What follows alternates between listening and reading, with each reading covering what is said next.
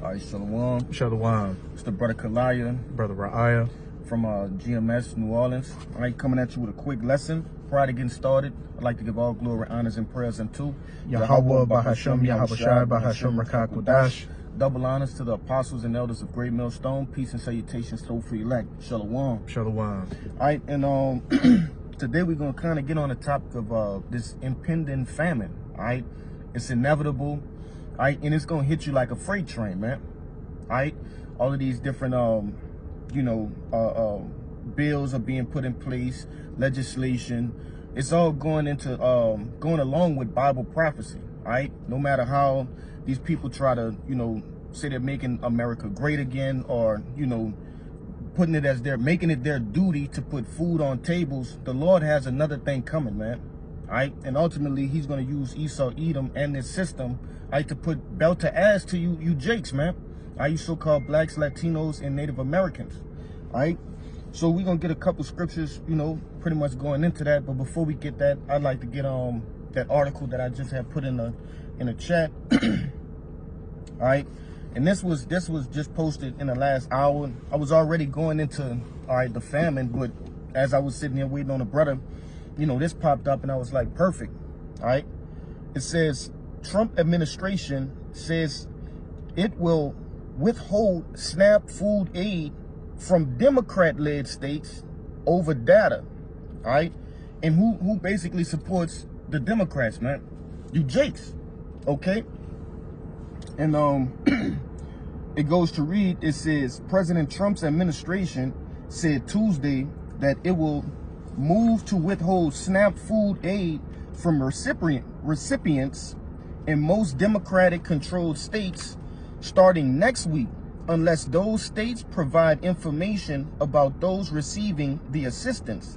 All right, and what does that go back to, man? I had to tell you in the book of Isaiah, that woe unto them that trust in Egypt. Okay, we'll go down to Egypt. All right, basically your trust.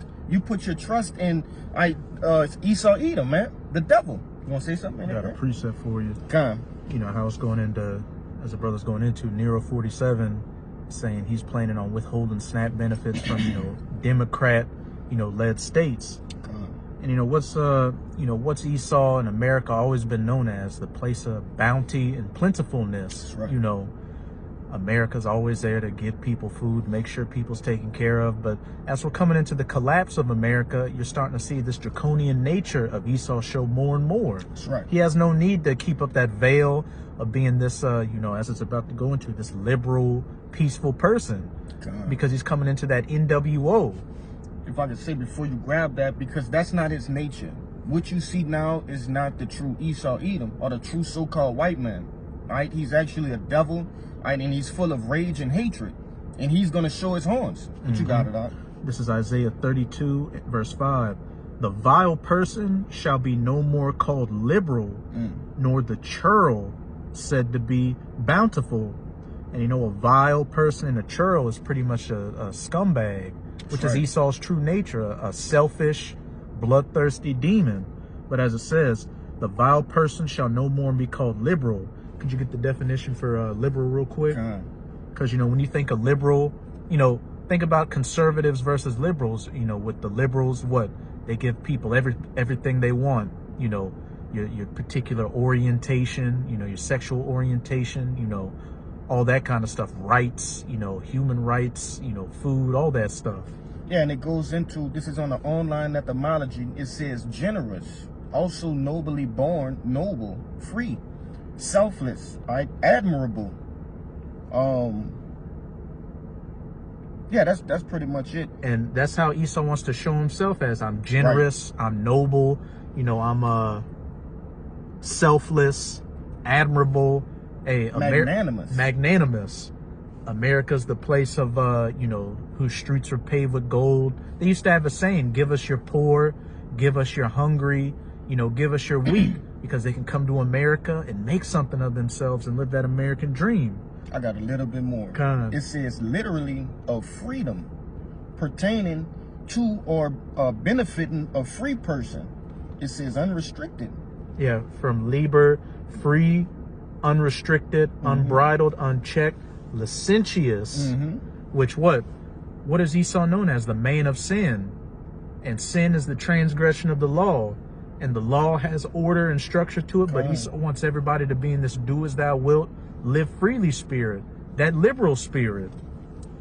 And as I said, the vile person shall no more be called liberal, nor the churl said to be bountiful. With Nero 47 planning on cutting a lot of these benefits, it's not going to be bountiful for these people anymore that have been, living off the government and taking advantage, or actual people that have needed those things to get by. It's about to get a very tight out here, which we saw how these people were reacting when it was looking like Snap was going to get cut off. People were wigging the fuck out. Verse 6, for the vile person will speak villainy, and his heart will work iniquity.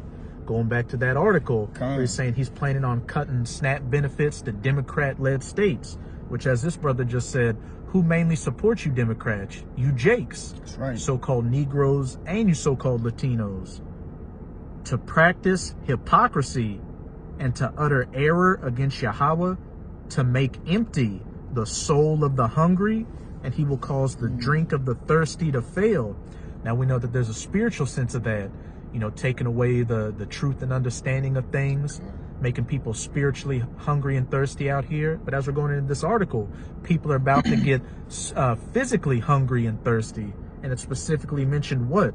To make empty the soul of the hungry, and he will cause the drink of the thirsty to pour. So, and again, who's that mainly talking about? You Israelites, which I read verse 7. The instruments also of the churl are evil. He deviseth wicked devices to destroy the poor, which are you Israelites, with lying words, even when the needy speaketh right. So, hey.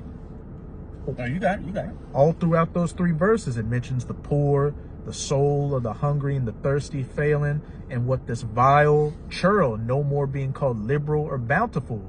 Revelation 12 verse 12, this devil is coming down in great wrath, because he knoweth that he hath but a short time. Esau's dropping the mask, so to speak, and showing you his true nature, because he's got to get his enterprise fulfilled. And that involves a lot of these people out here who these elites call useless eaters getting cut off. And we're seeing the beginning stages of it right now. That's right. Hey, and you'll bring us right into that 2nd Ezra 15 and 10. You want it right now? Yeah. This is 2nd Ezra 15 verse 10. Behold, my people, the poor, is led as a flock to the slaughter. I will not suffer them now to dwell in the land of Egypt. Yeah, and ultimately, as we've been going into the poor, you Jakes, right? You're being led. That's like a saying that you don't even know where you're going. All right, the Lord is leading you by way of you depended on Esau, Edom for all of these years, these decades, right, for centuries. Okay, and now you finna come to the big slaughter. All right, it's almost like when you doing that kind of work, farm work and things of that nature. All right, you fatten up the whatever kind of animal you're about to harvest, but you're making it for the best harvest. All right, you're fattening up as they used to say, the pig. Okay, before the slaughter. And that's what Edom has done. He's dumbed you down, to the max. You people literally, if he said, hey, I am, the physical counterpart of Satan, you wouldn't believe it. And that's exactly how he wanted. Yeah, they got that saying in the world, like sheeps to the slaughter. That's right. Which is exactly where he's leading you people, especially you Israelites. And what? You mentioned how far Esau has dumbed you people down. Esau is known as the basest of men in the scriptures. And as it says in Sirach 10, as is the leader, so are the people. He's a base, even though, he's in power right now, at the end of the day, he's a base, dumb man. Right. So that vibration he's putting out is putting you people on this low carnal level that just think with what? Your stomachs and your emotions, which you had that devil, Henry Kissinger, make a famous quote. If you want to control nations, control the oil. But if you want to control people, control the food. That's heavy. You got it. And that's the Uno card that Esau's about to come with. Really messing with the food out here to get you people desperate to accept anything, which we know is ultimately going to be that C-hip. You keep going. Verse 11. But he will bring them with a mighty hand and a stretched out arm, and smite Egypt with plagues as before, and will destroy all the land thereof. If you could get the next one, that'd be it. Verse 12. Egypt shall mourn, and the foundation of it shall be smitten with the plague and punishment that the Most High shall bring upon it. Yeah, and ultimately the Lord's gonna break the foundation of this place, man. All right, this well-oiled machine that you see, all right, from the looks of it, it looks that way, but actually, you know, it's really decrepit and old. Okay, this thing called the government is gonna shut down, all right, strategically, all right, at a point in prophecy, right, a point in time when the Lord sees fit. But ultimately, what that brings is what? Famine, okay, and ultimately desolation, all right. But you could give 13 and 14, and we could get some other stuff. Verse 13. They that till the ground shall mourn, for their seeds shall fail through the blasting and hail, and with the fearful constellation. Woe to the world and them that dwell therein. And who tills the ground really here, right? Going back to the poor, right? And your dollars are not gonna make, you know, that much of an impact no more, man. Right? The trying to think of the word, it's escaping me right now, but it don't have purchasing power as it used to. All right. So, and we seeing that in our own personal lives, you know. So how much more, all right, when these times are right up on us, okay, when we're living through it, all right. But if you had something, you could grab it. I'm gonna get something else too. I'm gonna jump to the next chapter in 2nd Esdras 16, because as the brother was going into, you know, the Lord is breaking down this place strategically, and what that involves is famines, especially pestilences, you know, civil unrest, racial unrest, martial law, all these things, you know, we're clearly seeing coming from all angles. It just hasn't, you know, popped off like that yet. But this is 2nd Esdras 16. I'll start at 18. The beginning of sorrows and great mournings, the beginning of famine and great death, the beginning of wars, and the powers shall stand in fear, the beginning of evils. What shall I do when these evils shall come? Verse 19. Behold, famine, mentioning famine a second time, and plague, tribulation and anguish are sent as scourges for amendment. But for all these things they shall not turn from their wickedness, nor be always mindful of the scourges. Which you got the prophets out here, you know, telling you what's about to take place.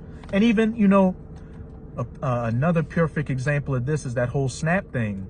You know, you had a bunch of these women complaining that SNAP was going to go out, and then you had brothers saying, look, this may be it, this may not be it, but there's going to come a time to where those benefits are going to be completely cut off, and you and your children are going to starve. But then when things got better, no more talking about the shutdown or the SNAP benefits getting cut off, not being mindful of the scourges and going back to business as usual.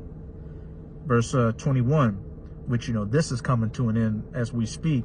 Behold, victuals shall be so good cheap upon the earth that they shall think themselves to be in good case. You know, food, creature comforts, all that.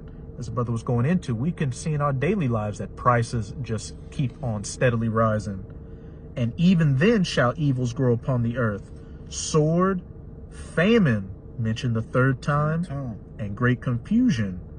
Verse 22, for many of them that dwell upon the earth shall perish of famine, for the fourth time, complete. And others that escape the hunger shall the sword destroy. And the dead shall be cast out as dung, and there shall be no man to comfort them. For the earth shall be wasted, and the city shall be cast down. So there's going to be so much death due to famine and hunger and the sword, that it's just going to be, you know, so many dead bodies laying around that, you know, you're just going to step over them and not give a second thought to it. Yeah, and that's what, you know, this devil is leading you to, right? Obviously, Yahweh Shem Yahushai is, you know, putting that will in his back, okay, because he does have to, you know, judge Israel first, okay? You can't just go into the kingdom of heaven unscathed. Nah, he have to repay you for your disobedience. 2/3 of the nation of Israel, man, you know?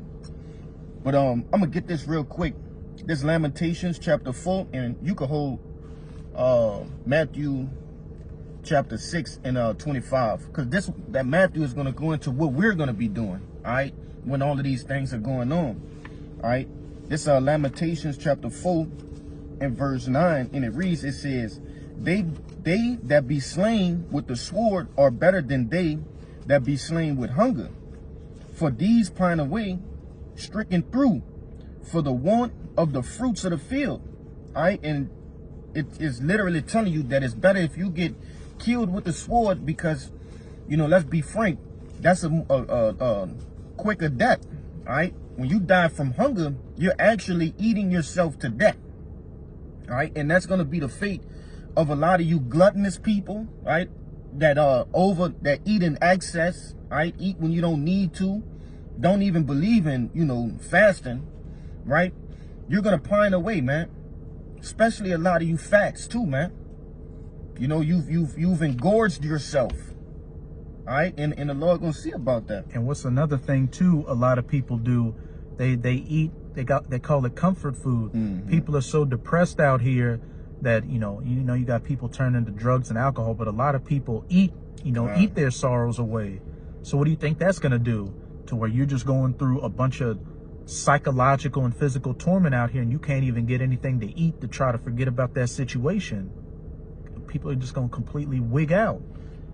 Yeah, and that's another thing too. You know, the Lord, he gonna allow you to settle in the realization of what's going on. All right, in that time, you know, a whole bunch of shit gonna be going on. A lot of information about different countries, right, being destroyed, different states, right. A lot of family members gonna be passing away. Mm-hmm. You know, so hey, the Lord not gonna let you, like this brother said, you know, get that little sense of comfort. Nah, you're gonna have to go through it in its raw in fullness, man. You got it with that. Okay. This is Matthew 6 and 25. Therefore I say unto you, take no thought for your life, what ye shall eat, or what ye shall drink, nor yet for your body what ye shall put on. Is not the life more than meat, and the body more than raiment? And I'm bringing this out because one would say, what are we going to do in these situations, right? What if we're speaking about all of these things to come, because the scriptures does say, you know, woe unto the world that dwell and them that dwell therein. All right, but the Lord has set aside a specific people, all right, which are the elect, and 144,000, man. Okay, so with that being said, that's why we're out here doing what we're doing. It's brick cold out here, man. All right, this brother just got off work. I got off work a little earlier, all right, this day particularly, but normally we'll just be, you know, getting off work and going home. But me and this brother putting in some work, man, so that we can be counted here, all right, so that we don't have to take thought, all right, in that day. Oh, damn, man, I ain't eating a week. What am I? It's literally telling you, take no thought what you should eat or drink, man. You know, which we gonna get that in the book of Isaiah, but you got it out. Hey, the next verses, you know, back up everything you said. And I mean, shit, you know, doesn't an employer feed his workers? That's right. We're feeding the elect right now. For what? So the Lord can feed us in that day. That's right. Verse 26, behold the fowls of the air, for they sow not, neither do they reap, nor gather into barns, yet your heavenly Father feedeth them. Are ye not much better than they? So if I could say real quick, it's comparing a fowl or a bird to humans, actually tilling the ground, building barns and storing up, you know, food, which sounds like what a prepper out here. And the Lord's saying these birds that are just living in nature and going off, you know, their instincts, so to speak, the Lord takes care of them. So how much more the elect? You know, of course, you know, there's nothing wrong with brothers and sisters putting a little to the side, but we're not relying upon that. That's right. We know that when we're going to be in the wilderness out here during Jacob's trouble, you know, going through these different situations and whatnot, you know, the Lord is going to feed us, and we have that expectation, like how a bird relies upon nature, you know, stuff like that to be fed. You know, we're going to rely on the Lord to perform miracles for us. You come across a bunker somewhere. You may come across you think it might be an empty gas station, but it just happens to have a few cans of food in it, or literal birds like with Elijah. Might bring, you know, food to you, which I'll never forget this incident that happened a couple of years ago. Right around this very spot, we had a brother down here from Houston, and we were doing a lesson, and I think we were reading that very same verse in Kings, talking about the bird bringing the food to Elijah. And as we were talking about that, a raven or a blackbird came by with a literal piece of bread in his mouth. Heavy. Came right by us. So that was just confirmation right there that the Lord is going to look out for his elect in these days we're coming into. Yeah, more on that? Oh, that was it. That was pretty much it. Con, this, just to, because I had this on the list too. It's funny you bring that up. This is the book of 1 Kings, chapter 17, and I'll start at verse 1. It says, and Elijah, the Tishbite, who was of the inhabitants of Gilead, said unto Ahab, as the Lord Yahweh of Israel liveth, before whom I stand, there shall not be dew nor rain these years, but according to my word.